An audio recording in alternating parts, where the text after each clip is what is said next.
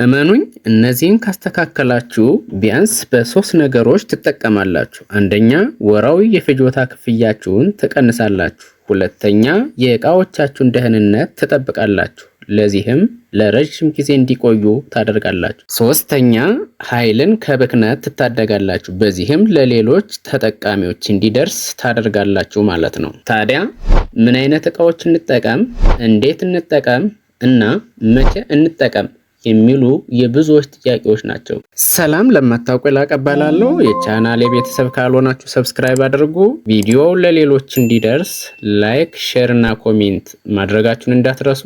እንግዲህ የእቃዎችን አጠቃቀም ስንመለከት ቲቪ እንዴት እንጠቀማለን፣ አምፖል እንዴት እንጠቀማለን፣ ስቶቭ እንዴት እንጠቀማለን፣ በመጨረሻም ፍሪጅ እንዴት እንጠቀማለን የሚለውን ነው የምነግራችሁ። በቤታችን ውስጥ ያለውን ቲቪ እንዴት አድርገን መጠቀም አለብን ስንል ቲቪያችንን ማየት በማንፈልግበት ሰዓት ወይም በማያስፈልግ ሰዓት ዘግተን መተው አለብን።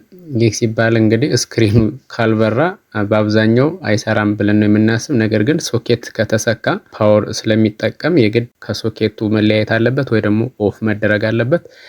ሶኬቱም ደግሞ የላላ መሆን የለበትም። የላላ ከሆነም ጉዳት ሊደርስበት ስለሚችል ከተቻለ ፓወር ሴቭ ሞድ ማድረግ አለብን። ቲቪያችንን ፓወር ሴቭ ሞድ ላይ ካደረግነው ከ20 እስከ 40% ኃይል እንቆጥባለን ተብሎ ነው የሚታሰበው። ይህንን በሪሞታችን ገብተን የምናስተካክለው ነው። ብራይትነሱንም በትክክለኛው ሌቭል ላይ ማስቀመጥ አለብን። ምክንያቱም ብራይትነሱ በጣም ደማቅ ከሆነ የሚጨምረው ኢነርጂ በዛው ልክ ስለሚሆን ኢነርጂ ያባክንብናል ወይም ኃይል ያባክንብናል። ስለዚህ ብራይትነስ ማስተካከል አለብን። እንዳጠቃላይ ደግሞ ቲቪ ስንገዛ ኢነርጂ ኤፊሽንት የሆነ ቲቪ መግዛት አለብን። በዚህ ዘመን ኃይል በተወደደበት ሰዓት፣ ኃይል ህይወት በሆነበት ሰዓት ኢነርጂን በቁጠባ መጠቀም ስላለብን የግድ እሱን ታሳቢ አድርገን መግዛት ይጠበቅብናል ማለት ነው። ሌላው አምፖል በጥንቃቄ መጠቀም አለብን። አምፖል እንግዲህ ማንኛውም ኤሌክትሪክ ጉልበት የሚጠቀም ሰው አምፖል ይጠቀማል። በብዛት ገበያ ላይ ያሉ እና ከዚህ በፊት የነበሩ ብራንዶች ብዙ ቢሆኑም እዚህ ጋር ሶስቱን ነው ለማስቀመጥ የሞከርኩት። ኢንካንሲደንት ላምፕ የሚባል አለ ወይም ኢንካንሲደንት የድሮ ተንግስተን ይባላል። ይሄ አሁን ላይ ከገበያ የሚወጣ ነው። አልፎ አልፎ ቢኖርም መጠቀም አይመከርም። አትጠቀሙ ነው፣ እኔም አልመክርም። ምክንያቱም ከሚያበራው ይልቅ የሚሞቀው ይበልጣልና ሲሞቅ ኢነርጂ እያባከነ ስለሆነ። ሌላው ኮምፓክት ፍሎረሰንት የሚባል አለ።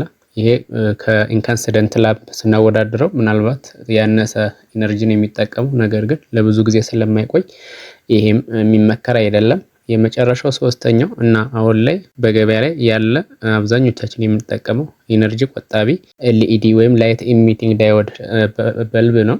ይሄንን እንድትጠቀሙ ነው የሚመከረው። ምክንያቱም ትንሽዬ ኢነርጂ ነው የሚወስደው። እዚህ ጋር ልዩነቶችንም ለማብራራት ሞክሬያለሁ። ኤልኢዲ ስንጠቀም ከ80 እስከ 90% ኢነርጂ መቆጠብ እንችላለን ከሌሎቹ ስናወዳደር፣ ስፔሻሊ ከኢንካንሲደንት ስናወዳደር። ከሲኤፍኤል ስናወዳደር ደግሞ ከ40 እስከ 60 ኢነርጂ መቆጠብ የምንችለው ስለሆነ ተመራጭ ያደርገዋል። ሌሎቹ የሚመከሩ አይደለም። ስፔሻሊ ኢንካንሲደንት ላምፕ ምንም የሚቆጥበው ኃይል የለም። እሱ ሊወገድ የሚገባው ነው። ስለዚህ አምፖል ስንጠቀም ጥንቃቄ ማድረግ ያለብን በቀን ማብራት የለብንም። የተፈጥሮ ብርሃን መጠቀም አለብን። ብዙ ክፍሎች ካሉን ቀንሰን ማብራት ይኖርብናል። ብርሃኑ በጣም ከደመቀ ለጊዜው ከሳሎን ያለውን ብቻ ወይም ደግሞ መኝታ ክፍል ካለን መኝታ ክፍሉን ብቻ አብርተን ሌሎችን መጠቀም መዝጋት አለብን። አጥፍቶ መተኛት ይህ የሁልጊዜ ተግባር ሊሆን ይገባል። ምክንያቱም ሲበራ ካደረ ብዙ ኢነርጂ ስለሚባክን ፍጆታችንም በዛው ልክ ስለሚጨምር ይህንን ሁሌም ማድረግ አለብን። ቦግልም የሚል ምልክት የሚያሳይ ከሆነ በተለይ ጫና በሚበዛበት ሰዓት ከቀኑ 12 ሰዓት እስከ ምሽቱ 4 ሰዓት ባለው ጊዜ ውስጥ ቦግልም የሚል ከሆነ ኃይል እየተቆራረጠ ሊሆን ስለሚችል አምፖልም ሊቃጠል ስለሚችል ማጥፋት አለብን። ይልቁንም ለሌሎች እቃዎች ምልክት ስለሚሆን ሌሎች እቃዎችንም የማጥፋት ስራ መስራት አለብን እስከሚረጋጋ ማለት ነው። በተጨማሪም ከማቀፊያው ላይ በትክክል መታሰሩን ማረጋገጥ ይገባል። በሶስተኛ ደረጃ ስቶቭ አጠቃቀም ነው። እንግዲህ ስቶቭ ብዙ አይነት ስቶቭ ሊኖር ይችላል። ስቶቭ ሰፊ ምድጃ ያለው ይኖራል፣ ጠባብ ምድጃ ያለው ወይም ደግሞ ማስቀመጫው ጠባብ ይሆናል፣ ሰፊ ይሆናል። ስለዚህ ሰፊ ምድጃ ላይ ትንሽ ድስት ወይም ጀበና ነገር ብናስቀምጥ ወደ እቃው ከሚያልፈው ይልቅ ወደ ውጭ የሚባክነው ስለሚበዛ ይህ ተገቢውን ስራ ሳይሰራ የሚባክነው ስለሚበልጥ ይሄ አይመከርም። ምክንያቱም ሙቀቱ አብዛኛውን ወደ ውጭ ስለሚፈስ ማለት ነው። ስቶቭ ጥራቱን የጠበቀ መሆን አለበት። ጥራቱን የጠበቀ ካልሆነ በምንፈልገው ሰዓት ሰርተን መጨረስ ስለማንችል ሰዓቱ ይረዝማል። ሰዓቱ ረዘመ ማለት ደግሞ በሌላ አባባል የሚቆጥረው ይበዛል። ስለዚህ ጥራቱን የጠበቀ መሆን አለበት። ምናልባት ኮይል ያለው የምንጠቀም ከሆነ ኮይሉ ብዙ ጊዜ ስለሚዝግ እሱ የዛገ ከሆነ በቂ የሙቀት መጠን ስለማያገኝ ይሄ የዛገ ብረት ወይም ኮይል ደግሞ ሙቀት ለማግኘት የግድ ጊዜ ስለሚወስድ ይሄ ደግሞ የግድ መቀየር ወይም መጸዳት አለበት። እንደዚህ አይነት ነገር ለከፋ የፍጆታ ሂሳብ ነው የሚዳርገን። ሌላው ጥራቱን የጠበቀ ገመድ፣ ጥራቱን የጠበቀ ሶኬት መጠቀም እንዳንረሳ።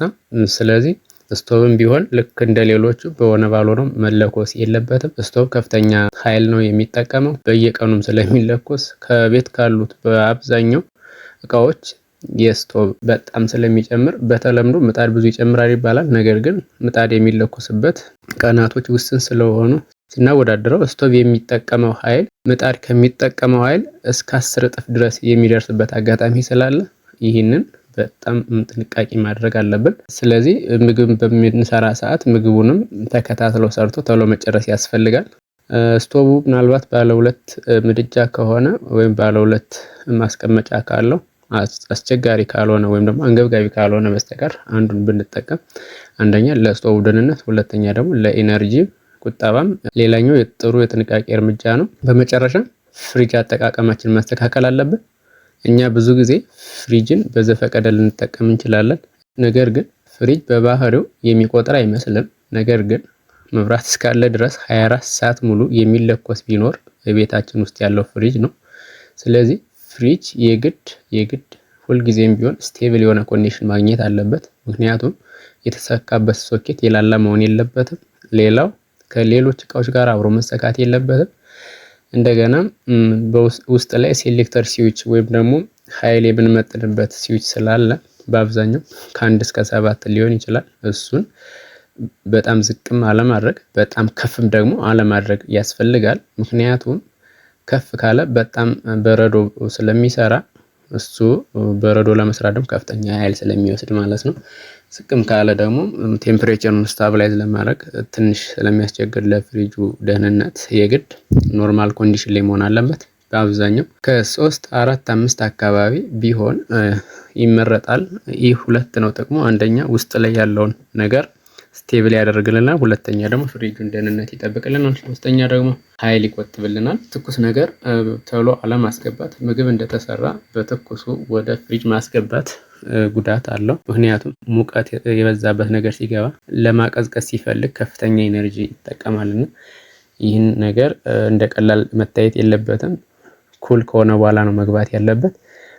ሌላው እኛን ላይመስልን ይችላል፣ ነገር ግን ቶሎ አለመክፈት ያስፈልጋል። ቶሎ በሚከፈትበት ሰዓት አየር ከውጭ ወደ ውስጥ ይገባል። ውስጥ ያለው አየር በጣም ቀዝቃዛ ነው። ውጭ ያለው ደግሞ ከዛኛው ሲወዳደር ሙቅ ስለሆነ ያንን እንደገና መልሶ ለማቀዝቀዝ ተጨማሪ ኃይል ስለሚፈልግ ቶሎ መክፈት አይመከርም።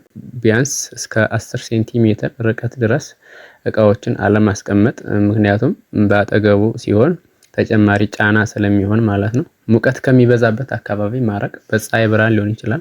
እንደገና ደግሞ ኪችን አካባቢ ስቶቭ እና ምጣድ በሚለኮስበት ወይም በአጠቃላይ ሙቀት ከሚበዛበት አካባቢ ፍሪጅ ባይቀመጥ ይመከራል። ሌላኛው ከልክ በላይ አለማጨናነቅ ነው። አንድ ፍሪጅ ሊይዘው ከሚችለው ከ180% ከሞላ ነው። ከዛ በላይ ብናደርግ ለቬንቲሌሽን እና ለሌሎች እንትኖች ስለሚቸገር ለጉዳት ይዳርገዋል። ስለዚህ በልክ እቃ ማስቀመጥ አለብን። ይህ ሲባል ደግሞ ባዶውን ማድረግ ልክ አይደለም። ፍሪጅ ባዶውን ማድረግ ለፍሪጁ ጤንነት ጥሩ አይመጣም። ምክንያቱም ባዶውን ከሆነ ቴምፕሬቸሩ ስቴብል ስለማይሆን ቴምፕሬቸሩን ለማመጣጠን የግድ የተገኘውን ውሃም ቢሆን ማስቀመጥ ይመከራል ማለት ነው። እንደ ማጠቃለያ እንግዲህ ኤሌክትሪክ በጣም ውዱ ነገር ነው።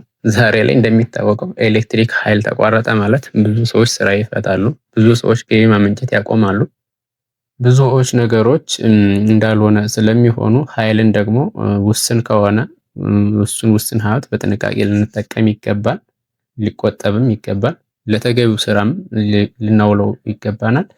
ይህንን የሚጠቀሙ እቃዎችንም ደህንነታቸውን ሊጠበቅ ይገባል ማለት ነው። እስካሁን ስለተከታተላችሁኝ በጣም አመሰግናለሁ።